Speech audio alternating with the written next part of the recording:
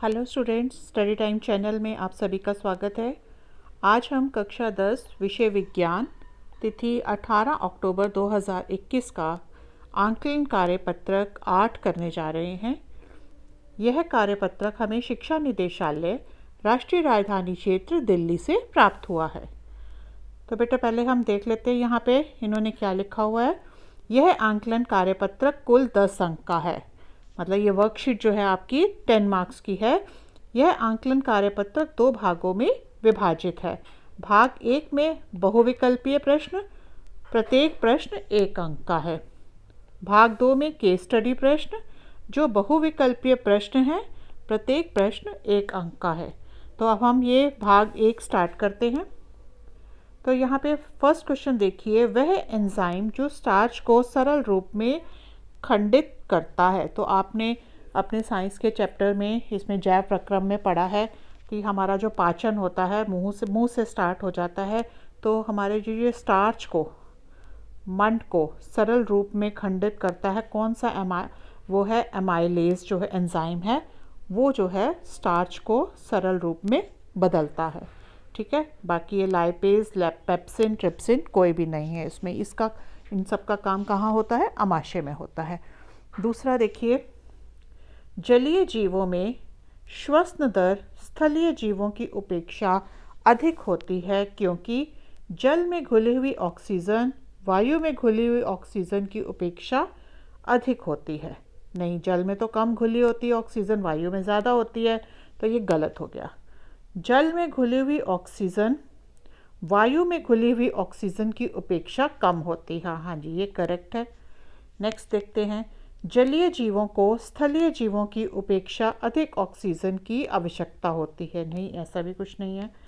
जलीय जीवों में श्वसन के लिए विकसित अंग नहीं होते। नहीं, ये भी बिल्कुल गलत है। तो हमारा करेक्ट आंसर कौन सा होगा? बी आंसर होगा। फिर देखिए तीसरा प्रश्न। तीसरा प्रश्न है, धमनियाँ और शिराएं एक दूसरे में से अत्यंत संकीर्ण नलियों द्वारा जुड़ी होती हैं, जो कहलाती हैं केशिकाएं। आपको मालूम ही है वो तो, ठीक है। चलनी नलिका भी नहीं है, महाशिरा भी नहीं है, वाल्व भी नहीं है। तो इसका करेक्ट आंसर होगा बी। चौथा प्रश्न देखिए, चौथे में है, यह वह प्रक्रिया जिसमें प्रकाश संश्लेषण के दौरान बने घुलनशील उत्पादों को पौधे के विभिन्न भागों में भेजा जाता है, कहलाती है। वाष्पोत्सर्जन नहीं है उसमें, तो पानी होता है। श्वसन भी नहीं है। स्थानांतरण होता है कि जिसमें घुलनशील उत्पाद जो है विभिन्न भागों में भेजे जाते हैं, तो ये करेक्ट हो जाएगा। उत्सर्जन भी नहीं है, तो इस तरह से हमारा सी आंसर जो है वो करेक्ट हो जाएगा।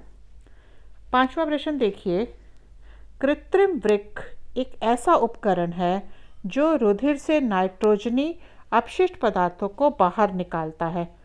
किसके द्वारा? हमें पता है जो कृत्रिम वृक्क होता है वो क्या होता है, इसमें किस तरह निकालता है? डायलिसिस द्वारा। ठीक है, तो डायफ्राम भी नहीं है, ईसीजी द्वारा भी नहीं है, इलेक्ट्रोलिसिस द्वारा भी नहीं है। तो करेक्ट आंसर हो गया हमारा फिफ्थ का बी पार्ट। अब हम आते हैं भाग 2 पे। भाग 2 में देखिए, ये देखिए भाग 2, यहाँ पे केस स्टडी वाले प्रश्न हैं कि आपको पहले एक केस दिया जाएगा, उसको आप समझोगे अच्छी तरह से, फिर उस आधारित जो है प्रश्न आपसे पूछे जाएंगे। तो यहाँ पे है, आप iron, silver, aluminium, sulphur, calcium, potassium, copper, carbon, nitrogen, oxygen आदि कई तत्वों से परिचित हैं। ठीक है, इन सब के बारे में हमने पढ़ा हुआ है। उन्हें अपने रासायनिक और भौतिक गुणों के आधार पर धातुओं और अधातुओं में वर्गित किया गया है। मतलब जो जो उनके पास गुण हैं, ठीक है, उनको हमने धातुओं और अधातुओं के रूप में वर्गित किया है। जैसा कि आप जानते हैं, धातुएं हमेशा ठोस होती हैं। ठीक है, सब धातुएं क्या होती हैं? कमरे के तापमान पर ठोस होती हैं, लेकिन एक पारा जो है वो कमरे के तापमान पे द्रव होता है। ठीक है, कठोर होती हैं, ठोस भी होती हैं, कठोर भी होती हैं। केवल सोडियम और पोटेशियम जो है उनको छोड़कर ये दोनों क्या हैं? नरम धातुएं हैं। बाकी सभी धातुएं क्या होती हैं? कठोर होती हैं। ठीक है, तो यहाँ पे देखिए, हाँ जी, धात्विक सोडियम और पोटेशियम को छोड़कर, चमकदार सीसा को छोड़कर, ऊष्मा और विद्युत का सुचालक, आधातवर्ध्य चादरों मतलब आधातवर्ध्य मतलब इनको हम पीट पीट के चादरों में बदल सकते हैं। तन्य, इनको हम तार में परिवर्तित कर सकते हैं। तो ये हमने इनके धातुओं अधातुओं के गुण देखे और देखा कौन सी नरम होती है और कौन सी जो है ऊष्मा की चालक है, विद्युत की सुचालक है कि नहीं है, आधातवर्ध्य हैं, तन्य हैं।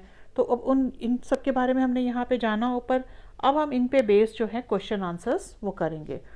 पारा कमरे के तापमान पर, अभी मैंने आप ऊपर पढ़ा था हमने, द्रव होता है, तो इसमें बी ऑप्शन आपका करेक्ट हो गया। धातुओं का वह गुण जो घंटियां बनाने के लिए उपयोग किया जाता है।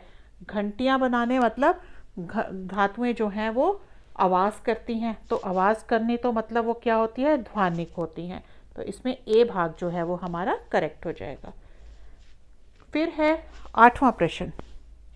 8वां है, एक धातु X नरम है और जिसे चाकू से काटा जा सकता है। तो आपको मालूम है, अभी मैंने समझाया था, वो कौन सी धातु है जिसको हम चाकू से काट सकते हैं, सोडियम। वह हवा में बहुत क्रियाशील है, इसे हवा में खुला नहीं रखा जा सकता, वह धातु है। तो आपको मालूम है सोडियम जो है बहुत मुलायम होती है, उसको हम चाकू से काट लेते हैं।